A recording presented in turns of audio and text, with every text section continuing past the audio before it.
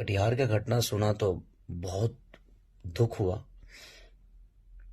जो नरसंहार हुआ है,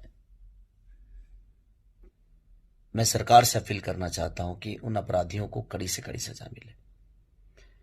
भाई लोग नमस्कार। तो आप लोग जो देखा है सुपरस्टार खेसारी यादव लाइव आया है आप लोग बीच में। कटिहार में जो दंगा हुआ है, 6 आप लोग 6 यादवों को मार दिया है, काट के फेंक दिया है।